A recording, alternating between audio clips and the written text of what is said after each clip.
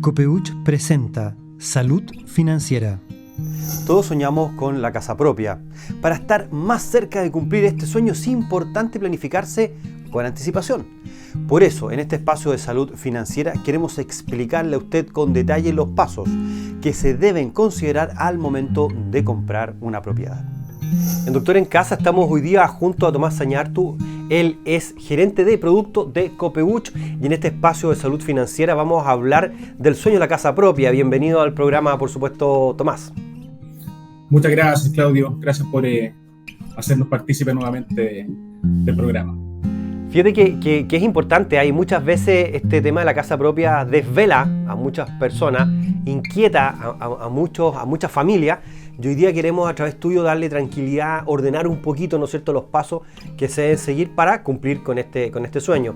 La primera pregunta obviamente es ¿cuáles son los primeros pasos que tú nos podrías señalar que son importantes para la compra de la casa propia? Bueno, súper buena pregunta para que comencemos en el fondo en el contexto y tal como lo planteas tú, Claudio, básicamente esto que a veces quita el sueño a muchas familias, en el fondo, que es cómo comenzar y cómo podemos empezar a planificar el pensar y el generar un encauzamiento práctico para poder adquirir una vivienda. Lo primero es fundamental, evidentemente empezar a revisar cuáles son las propiedades que están disponibles, que hay oferta disponible en el mercado. Y una vez que está esa oferta disponible, empezar evidentemente a entender si mis ingresos concuerdan en el fondo con la compra que quiero desarrollar, ¿ya? Para eso es súper importante también empezar a desarrollar un trabajo que es fundamental antes de adquirir una deuda de tan largo plazo que tiene que ver con el ahorro, ¿no es cierto? Súper importante ver por qué el comprar una propiedad de tan largo plazo evidentemente va a tener un efecto sobre nuestros ingresos. Y por lo tanto aquí la primera recomendación es primero observar en el fondo qué es lo que hay dentro de la oferta, ver si mis ingresos se van a ajustar a poder, básicamente cuando me descuentan el dividendo, ¿no es cierto? O yo tengo que pagar el dividendo, tener claro que eso en general no puede superar el 25% de mis ingresos, por lo tanto tengo que siempre tratar de tener esa relación para entender que un 25% de mis ingresos es lo que va a estar de alguna u otra manera destinado a pagar el dividendo de tu casa. Así que yo te diría que esas son como las tres grandes etapas que uno debería empezar a revisar antes de comprar una vivienda.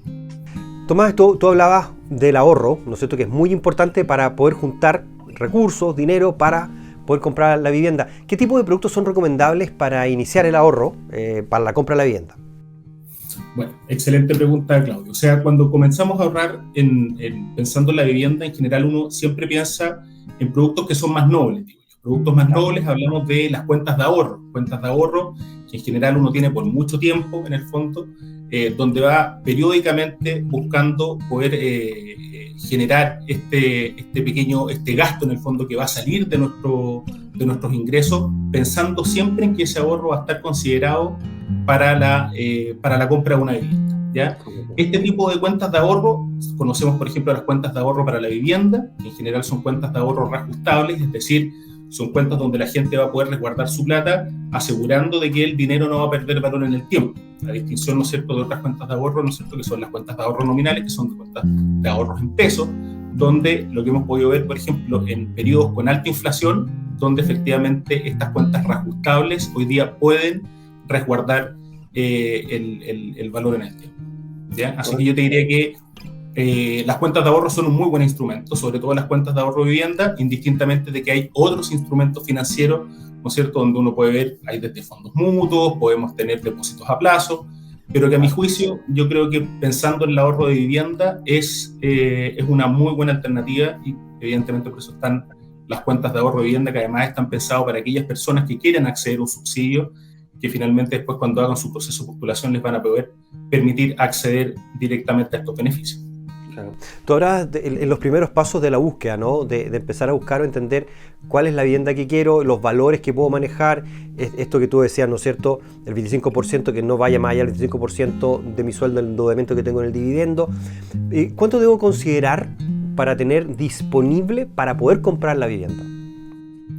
A ver, si estamos pensando siempre mientras más es mejor. Hoy día en situaciones prácticas, la verdad que ha sido lo que ha ido complicando un poco a las familias, a las personas en poder acceder a una vivienda, porque cuesta mucho ahorrar plata, pero en general uno siempre piensa entre un 20 y un 10%, que es lo que tiene que tener ahorrado en el fondo para acceder posteriormente a un crédito hipotecario, donde las instituciones financieras te deben financiar entre el 80 y el 90%, ¿ya?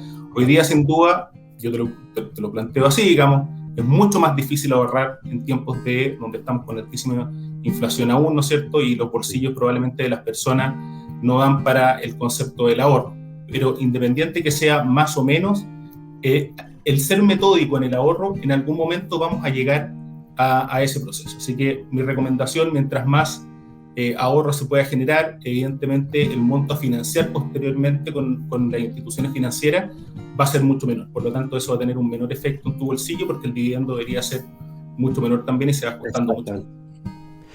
Correcto. Tomás, ¿existen apoyos del Estado, beneficios, subsidios que ayuden a la clase media a cumplir este sueño? Sí, por supuesto. Hay un sinnúmero de beneficios que uno puede revisar, evidentemente, en el MIMBU, pero los que más conocen el fondo de cara a la clase media, ¿no es cierto? Tenemos el TS01 y el TS19, ¿no es cierto?, que son programas, ¿no es cierto?, de subsidios habitacionales para que las familias chilenas puedan postular, y ahí es donde son importantes las cuentas de ahorro de vivienda, porque finalmente cuando tú logras, y dependiendo del monto sobre el cual tú quieres postular esa vivienda, va a permitir en el fondo generar esta postulación al subsidio habitacional.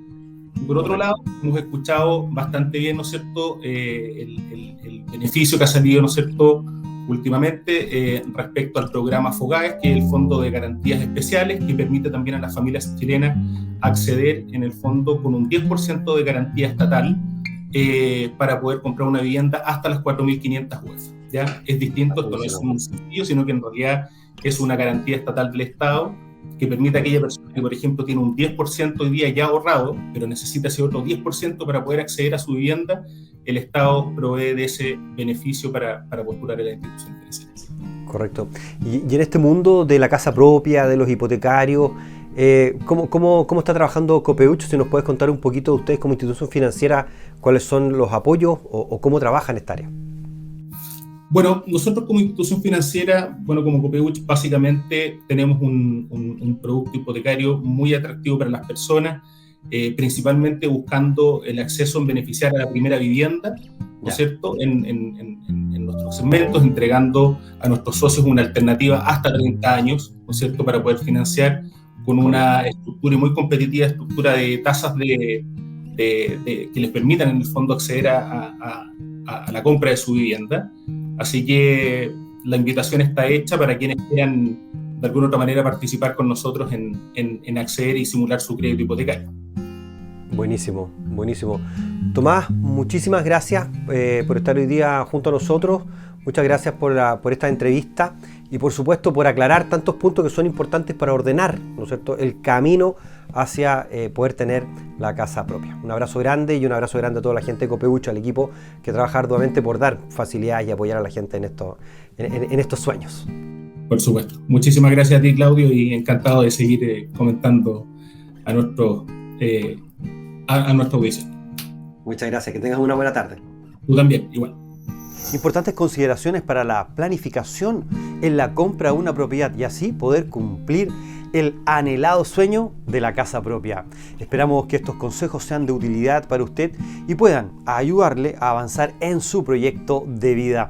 Para más consejos sobre salud y calidad de vida, los invitamos a visitar nuestro sitio web mundodec.com. Hacemos una pausa y volvemos con más programas.